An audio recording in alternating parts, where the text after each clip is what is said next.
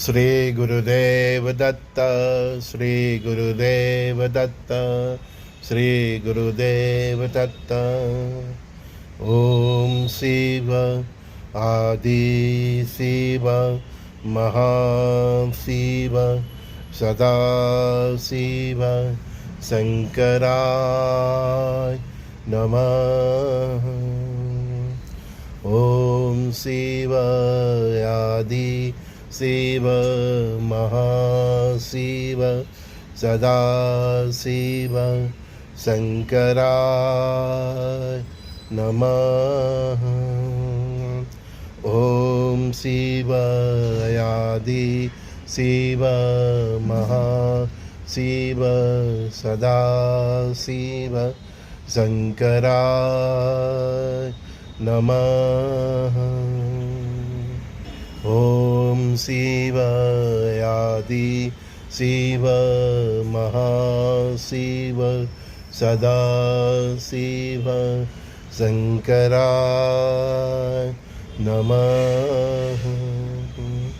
ओम शिव आदि शिव महाशिव सदा शिव शंकराय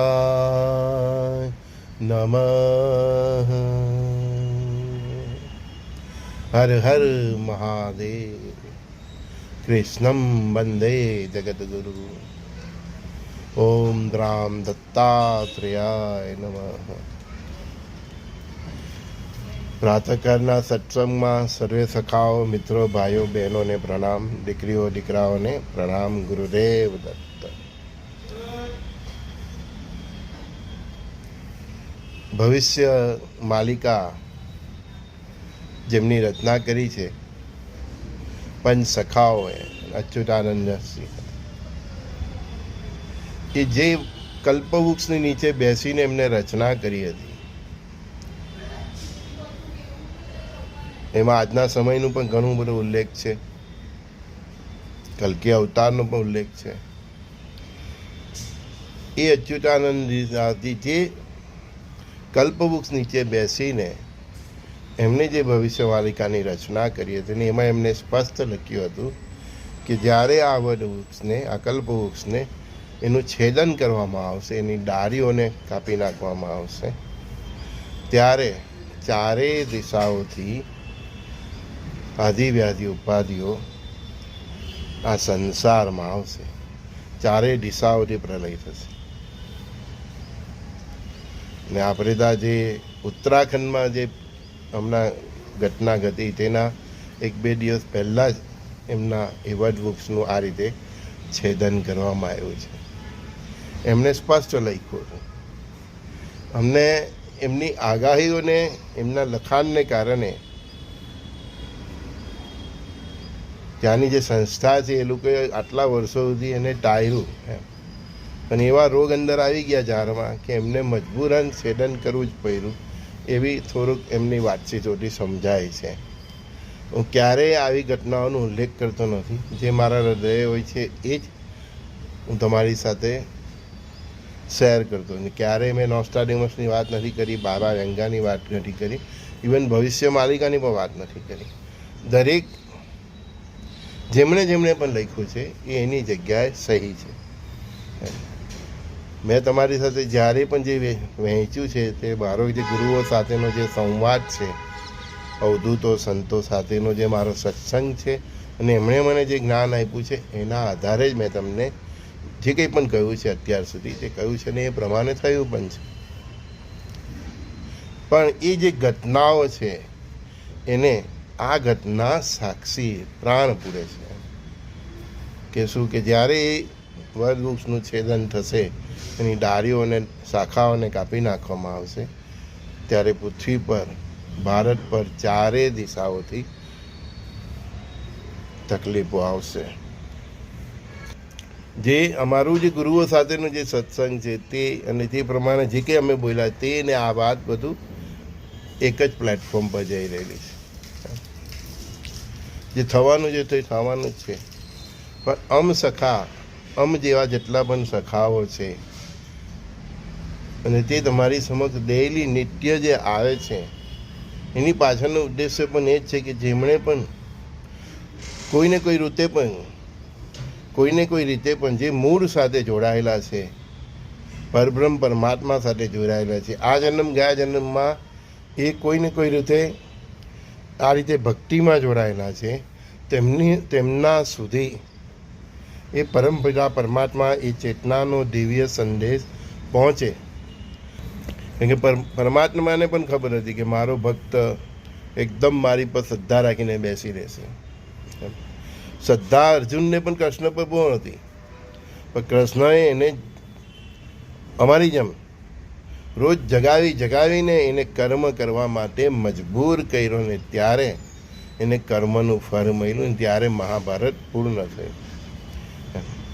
એટલે આપણા સનાતન ધર્મ લોકોના પણ આપણા સખાઓ પણ બસ શ્રદ્ધાથી બેસી રહેશે, ભગવાન સારું જ કરશે. નહીં, ભગવાન સારું જ કરવાના છે, પણ એ દિશામાં તમે જાગૃત થાઓ, એ દિશામાં કર્મ કરો. એના માટે અમારા જેવા પાસે નિત્ય એ 2-4 દિવસે અઠવાડિયે તમારી પાસે અમારી પાસે બોલાવે છે. એ જ બોલે છે જે અમે બોલીએ છીએ ને એ તમને જાગૃત કરવા માટે છે. પ્લાન બી, મસ્ત બી, 6 મહિના વર્ષનું રાશન,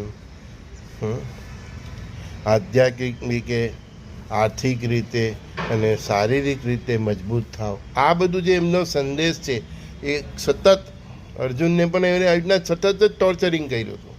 સતત છેલ્લે રણના મેદાનમાં પણ એ છેલ્લે હથિયાર એને મૂકી દીધા. આટલો બધો એને માનસિક રીતે તૈયાર કર્યા છે. પછી પરમાત્મા એને વિરાટ સ્વરૂપનું દર્શન કરાવ્યું અને પછી એને ગાંધીવીનું થયું.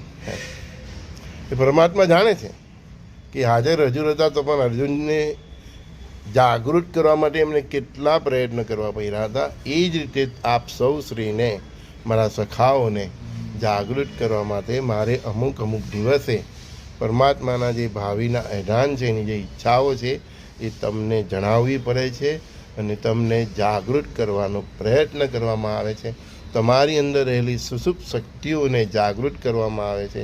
તમને આર્થિક રીતે, શારીરિક રીતે અને આધ્યાત્મિક રીતે તમે મજબૂત થાઓ એ રીતનો નિત્ય તમારી સાથે સંવાદ કરવામાં આવે છે. સમજાય છે? હા, નહીં સમજાય તો ફરીથી સાંભળજો આ 7 મિનિટમાં. અચ્યુતાનંદજી જે વટવૃક્ષ નીચે બેઠા હતા એનું પણ એટલું જ મહત્વ છે જેટલું શ્રીરંગવત મહારાજ જે લીમડા નીચે બેસતા હતા, બાપજી જે ઔદુંબરની ઝાડની નીચે બેસતા હતા, એનું એક મહત્વ હોય છે. એનું જ તમે છેદન કરો. હવે એમની આજ્ઞા જ નહીં હતી તો પછી નહીં થાય. પણ હવે પરિસ્થિતિ પરમાત્મા એવી લાવી દીધી કે કાળચક્રને અટકાવી નહીં શકે. જે અચ્યુતાનંદજીએ કરેલું જ છે કે ડાળખીઓ કપાશે ત્યારે બધું ચારે બાજુથી ઉપાડી આવે. તો હવે ડાળખી કપવાનો સમય આવી જ ગયો. તમે નહીં કાપતે તો ઝાડની અંદર જ એવા રોગ લાવી દેવામાં આવ્યો કે મજબૂર અંશ તો એના વ્યવસ્થાપકોએ એની ડાળખીઓનું વૃક્ષનું છેદન કરવું પડ્યું. એટલે ગમે તેટલું જ્ઞાન હોય તમે થનારી ઘટનાઓને અટકાવી નહીં શકો.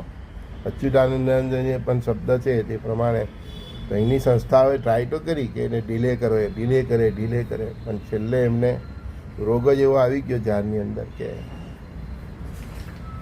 છેદન કરવું પડ્યું એવું મને સમજાય છે.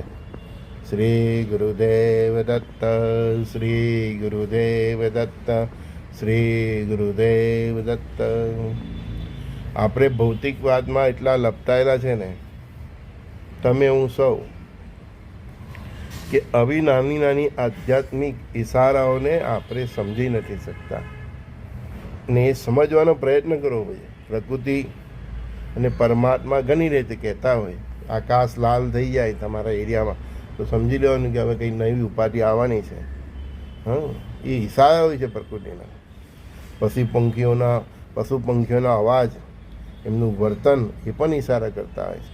દરિયા કિનારે જાઓ તો દરિયો પણ ઈશારા કરતા હોય, નદી કિનારે જાઓ તો નદી પણ ઈશારા કરતા હોય અને પહાડો ઉપર જાઓ તો પહાડો પણ ઈશારા કરતા હોય.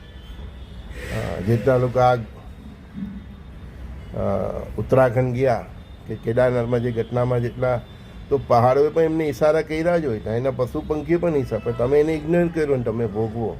પ્રકૃતિ તો ઈશારા કરતી જ હોય છે, પણ જે લોકો પ્રકૃતિ સાથે જોડાયેલા હોય એને ખ્યાલ આવે કે સાલું આ કૂતરાનું વર્તન કંઈ ઠીક નથી, આ હાથીનું કંઈ વર્તન ઠીક નથી, આ ઘોડાનું વર્તન કંઈ ઠીક નથી, આ કંઈક આપણને કહેવા માંગે છે. આ ચીરિયાનો કલરવ કંઈક ઠીક નથી. આ કંઈક આપણને કહેવા માંગે છે. આ ઝરણાના જે ધોધ વહે છે એ નદી એ પર્વતો વાત કરવા માંગતા હોય છે કે દીકરાઓ તમે જાઓ, હવે આવું થવાનું છે. નદીઓ પણ કહેતી હોય છે, સમુદ્ર પણ કહેતું હોય. દરેક પ્રકૃતિ આપણી સાથે વાત કરવા માટે રેડી જ હોય છે. એ બોલતી પણ હોય છે, પણ આપણે એના વાઇબ્રેશનને સમજી શકતા નથી. કેમ? કેમ કે આપણે એટલા ભૌતિક જીવનમાં લપટાયેલા છે. આધ્યાત્મિક જીવન જ નથી, પોતાની અંદર વિચારતા જ નથી શું છે. ખુદ સાથે બેસે એકદમ મસ્ત ખુલ્લા આકાશ નીચે પ્રકૃતિના આનંદમાં. હું તમારી સાથે સંવાદ કરું છું, ક્યારેક કલરવ કોયલનો આવે છે, ચકલીઓના આવે છે, બધાનો જ આવે છે, એકદમ નૈસર્ગિક. તો નૈસર્ગિકમાં જીવવાનો પ્રયત્ન કરવો જોઈએ. અને થોડું ઝાડ પાસે પણ બેસો તો ઝાડ સાથે પણ એમ એની સામે દ્રષ્ટિ કરો તો એ પણ કંઈ કહેતું હોય છે. દરેકની એક ભાષા હોય છે, એના એક વાઇબ્રેશન હોય છે. તમે કહો છો ને ઓરા, એની ઓરાઓથી આપણી સાથે વાત કરવાનો પ્રયત્ન કરતા હોય છે. એને આપણે સમજવું પડે, એ સમજવાનો પ્રયત્ન કરવો પડે. ઉત્તરાખંડ જેવી ભૂમિઓ સ્પષ્ટ ઇશારા કરી રહી છે કે હે મનુષ્ય, તમે હવે દેવસ્થાન ખાલી કરો. તમે ઉત્તરાખંડ, ચારધામ, જે કંઈ પણ બધા સ્પોટ હવે સ્પષ્ટ એના વર્તનથી ઇશારા કરી રહ્યા છે કે હવે તમે દેવસ્થાન ખાલી કરો. આપણે નથી સમજતા. સરકાર તો સમજવાની નથી, કારણ કે ત્યાંની સરકારોનો ટુરિઝમનો બિઝનેસ જ એના પર છે. ત્યાંના લાખો લોકોની જીવાદોરી એના પર છે. એટલે એ તો એના પગ પર ઘા નથી મારવાની કુહાડી કે ભાઈ તમે નહીં આવતા. હવે આ પહાડો અને પ્રકૃતિનું વર્તન કંઈ ઠીક નથી. કંઈક આવું થાય જ. હમણાં 4-5 દિવસ પહેલાં થયું તેવું. બસ બધું આમ તેમ કરીને એને લપેટી દેવામાં આવે, મરી ગયા એને થોડા પૈસા આપી દેવામાં આવે. ઓવરઓલ એ લોકોના બિઝનેસ જે છે એમાંથી જ આપવાના છે ને. થોડું દુઃખ વ્યક્ત કરી દેવામાં આવે ને ભૂલી જવામાં આવે. જવાવાળા જ્યાં કરે, મરવાવાળા મર્યા કરે. એમને તો ત્યાંની પ્રજાનો બિઝનેસ જ એના પર છે, એટલે ચલાવવાનો જ છે. એમાં કેન્દ્ર સરકાર કે રાજ્ય સરકાર હોય એ શું કરવાની. તમારે જ તમારું વિચારવાનું છે. અને ઉત્તરાખંડ કે આ ચારધામ જેવી જે કંઈ પણ ઘટનાઓ ઘટી રહેલી છે એ સતત છેલ્લા 4-5 વર્ષથી આપણને ઇશારો કરી રહેલી છે. 2014થી ઇશારો કરી રહેલી છે કે હવે હે મનુષ્ય, તમે આ દેવસ્થાનોને ખાલી કરો. પછી કેદારનાથ હોય, અમરનાથ હોય કે ચારધામની યાત્રા હોય કે બદ્રીનાથ હોય, એમના ઈશારા એ જ છે કે હે મનુષ્ય, તમે આ દેવભૂમિ ખાલી કરો. પેલા નટખટ કાણુડા દ્વારકાધીશને એમ જ તો નહીં ડુબાડી દીધી હોય. હા, એ જાણતે કે ભવિષ્યમાં આ લોકો ટુરિઝમનો વેપાર કરી નાખે. ભગવાન અહીંયા બેઠેલા ને અહીંયા હિંચકે ઝૂલેલા ને અહીંયા આમ કરતા હતા ને અહીંયા રાધા સાથે, અરે એના અંગત જીવન સુધી ડોક્યું કરતે. અહીંયા રાધા સાથે હિંચકે ઝૂલતા હતા ને અહીંયા ફલાણું કરતા હતા ને ઢીકણું કરતા હતા એમ. ચાલો અહીંયા 10 રૂપિયા મૂકી દો, અહીંયા 5 રૂપિયા મૂકી, વેપાર જ કરી નાખતે. આ પરમાત્માએ મહાબલી તપસ્વી રાવણને સ્વર્ગ સુધીની સીડીની બનાવવા દીધી.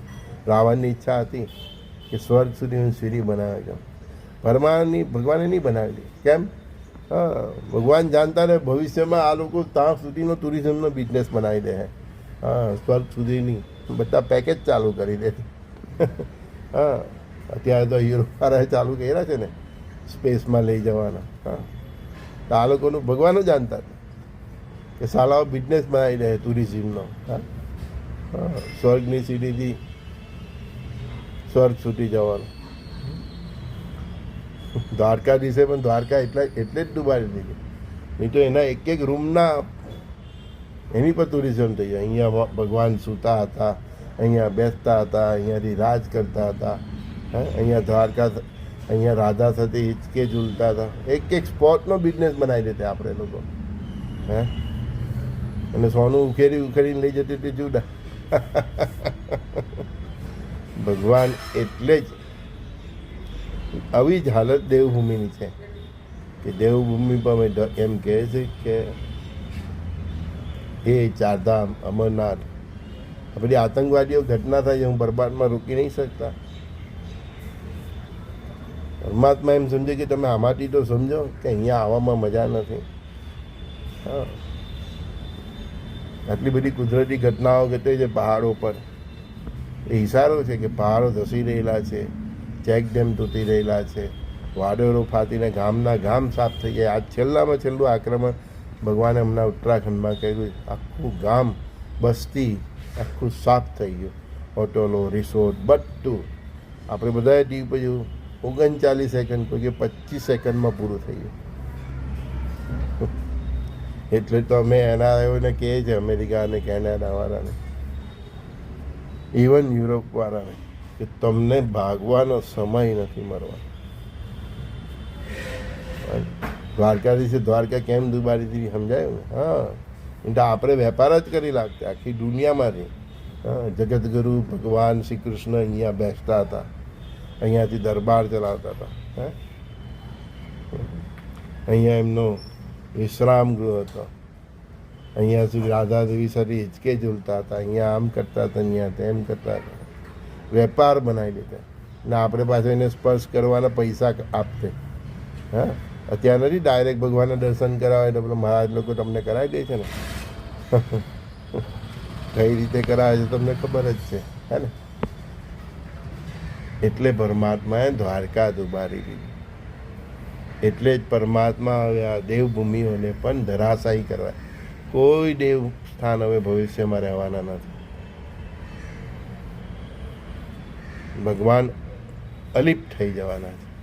ભવિષ્યમાં પાછા કોઈ અવધૂત, કોઈ સંત એવા આવશે ને પછી એ બધા ધામોને ખુલ્લા કરશે. પણ એ દેવભૂમિ છે, શબ્દ જ સમજો, એ દેવભૂમિ છે. ત્યાં મનુષ્યનું શું કામ? હા, ખુદ બોલો છો ને ખુદ નથી સમજતા. દેવભૂમિ છે, આપણે મનુષ્ય છે. આપણને દેવને મળવા માટે આપણી વ્યવસ્થા કરી જ છે પરમાત્માએ. જે બહુ ભાગ્યશાળી હોય છે એને પરમાત્મા સ્વયં બોલાવે છે. તો આપણે તો એને ટુરિઝમનો બિઝનેસ કરી દીધો છે. એટલા આ બધા પ્રલયો થાય છે. દયાળુ છે, વચ્ચે વચ્ચે અટકી જાય કે હજુ પણ સમજે, હજુ પણ સમજે. અમારા જેવા પાસે આવીને બોલાવે છે કે હજુ પણ સમજે. અમારા શબ્દો તો જ્યાં સુધી પહોંચે ત્યાં તો ઠીક, પણ નથી સમજવું બધાને. તમારું ઘર છે, તમારો બંગલો છે, એને બનાવવાની વાડીઓ જેવું. ભલે ને શહેરથી દૂર મકાન લેવો, પ્લોટ લેવો. 1 કરોડનું મકાન સિટીમાં લેવો. 1 કરોડમાં તો સિટીથી 3-4 કિલોમીટર દૂર લો તો કેટલું મસ્ત વાડીવાળું બને. હે, બનાવો ને એને પણ દેવભૂમિ જેવું. રહો ને ત્યાં પરમાત્માની એમાં સ્થાપના કરો, એક ખુલ્લી જગ્યામાં મંદિર જમણવાળો ત્યાં બનાવો ને. ભગવાન તો બધે હાજર છે, પણ એ જ્યાં છે ત્યાં તમારે શું ચંચુપાટ કરવા જવું છે? એને હું છોડોની જગ્યા, એને હું શાંતિ જોઈએ ને. હે, જ્યાંથી આ સીસીટીવી કેમેરા એમને એમ નથી આવ્યા. મનુષ્યને દરેકની પર્સનલ લાઈફમાં ઝાંખવાની બહુ ખરાબ ટેવ છે. ત્યાં સુધી કે ભગવાન સુધી પહોંચી. ભગવાનની જે પ્રાઇવેસી છે, જે પ્લેસ છે, એને પણ નહીં છોડતું. ત્યાં જાઓ તો જ તમારા પર કૃપા કરે. તમે અમરનાથ જાઓ, કેદારનાથ જાઓ તો જ તમારા પર કૃપા કરે. હે, તમારી ભક્તિ એવી કેવી કે ત્યાં જાઓ તો જ કૃપા કરે? ભક્તિ એવી રાખો ને કે અહીંયા હોય, જ્યાં બેઠા હોય ત્યાં હાજર થવું પડે. હે મનુષ્ય, તું એટલું સમજ કે ભગવાનને એકાંત અને પવિત્રતા પ્રિય છે. બસ તું એટલું સમજ કે એને ભીડ, શોર અને અપવિત્રતા પસંદ નથી.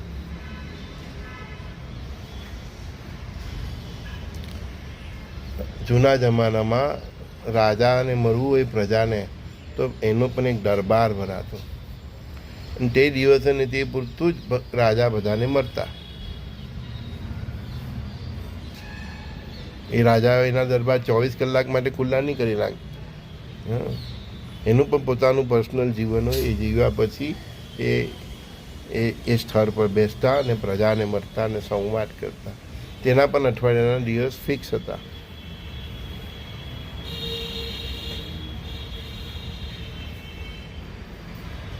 આપણે તો ભગવાનને 1 સેકન્ડ છોડતા નથી. થાકી જાય છે. જે વ્યક્તિ હોય કે દેવ હોય એની પવિત્રતાના એક વાઇબ્રેશન હોય છે. તમને હું સમજાવું છું તે સમજો, બહુ ઇમ્પોર્ટન્ટ સમજાવું છું. મનુષ્યની દરેકની એક ઓરા હોય છે એની ભક્તિને હિસાબે, સંતો અવધૂતોની એનાથી ઉપરની હોય છે, અને પરમાત્માની તો ઓરાઓનું કોઈ માપ જ નથી. તો જ્યારે આપણે એની સમક્ષ જઈએ છીએ ત્યારે જે એની પવિત્રતા છે એ આપણા અપવિત્ર જીવનને કારણે ડિસ્ટર્બ થાય. એક મનુષ્ય હોય તો હજારો લાખો દોડી જાય એની પાસે. જેમ કે રોજ દ્વારકાધીશમાં કેટલી ગીર્દી થાય, સોમનાથમાં કેટલી ગીર્દી. તો દૂરથી જે દર્શન કરવાનો જે મહત્ત્વ છે, જે પદ્ધતિ છે, તેનું કારણ આ જ છે કે આપણી અપવિત્ર જીવનને કારણે પરમપિતા પરમાત્માના જે પવિત્ર હોય છે એની પવિત્રતા જે હોય છે, એની જે વાઇબ્રેશન હોય છે, એની જે ઓરા હોય છે, એનું જે તેજ હોય છે, એ આપણા કારણે ડિસ્ટર્બ થતું હોય છે. એટલે આપણે ભગવાનની મૂર્તિ હોય કે કંઈ પણ એને સ્પર્શ નહીં કરવું જોઈએ. તમારું શુદ્ધ સાત્વિક જીવન છે, તમારું ચરિત્ર એવું છે, તો તમે કદાચ સ્પર્શ કર્યું તો કદાચ એમને થોડું ઓછું થાય ફીલ તમારી અપવિત્ર. લોકો બેફામ જીવે છે. આગલે દિવસે લારી પર ચિકન ચલ્લી, મરઘી, દારૂ પીને, ઘણા તો રૂટ જ એવું બનાવે, પહેલાં અહીંયા જઈશું, અહીંયા દારૂ બિયર ધૂમ પીશું, ને પછી બીજે દિવસે દેવસ્થાન જવાનું થશે, દર્શન કરીશું, પછી ત્યાંથી પાછું વચ્ચે 2 દિવસ એવું હોય કે ત્યાં આવી જ મજા કરશું, પછી ત્યાંથી એ રીતે આગના રૂટ બનાવે છે. હા, મેં જોયા છે. હવે વૈષ્ણવી દેવી જાય તો અહીંયાથી બરોડાથી બેસે, કોઈ અહીંયાથી બેસે, અહીંયાથી જ એ લોકોનું ચાલુ થઈ જાય ડ્રિંક, અને પછી વૈષ્ણવી દેવીના દર્શન કરવા જાય. હું માતાજી તમને તમારા વાઇબ્રેશનથી જ એની પવિત્રતા ડિસ્ટર્બ થાય કે જાણે કોઈ દિવસ જોયું જ નથી. પાછા ત્યાં પણ એવી સગવડ કરી લે. ત્યાં બધી મનાઈ છે, પણ ત્યાં પણ એવા માણસ ફોડી લીધા કે તેની હાથે જઈને સગવડ કરી.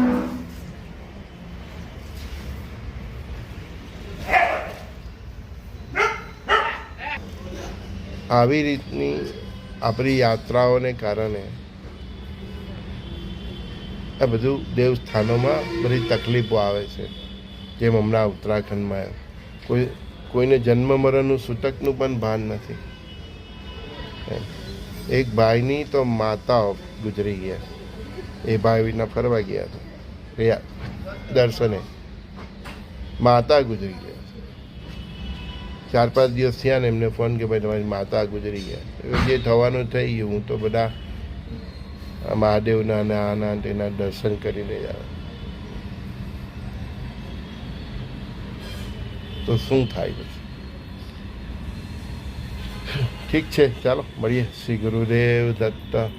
સંજય બોડીવાલાના સર્વે સખાઓ મિત્રોને પ્રણામ.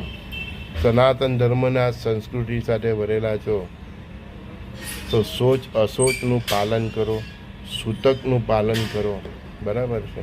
શુદ્ધ સાત્વિક જીવન જીવો, ચરિત્ર સાચવો, ને પછી દેવસ્થાનોના દર્શન કરવા જાઓ તો કદાચ તમને દર્શન ફળે, પણ આઈધર ફેરો ફોગટ છે અને ભગવાનની પવિત્રતા ડિસ્ટર્બ કરવાથી પાપ જ બાંધીને આવવાના છે. શ્રી ગુરુદેવ દત્ત.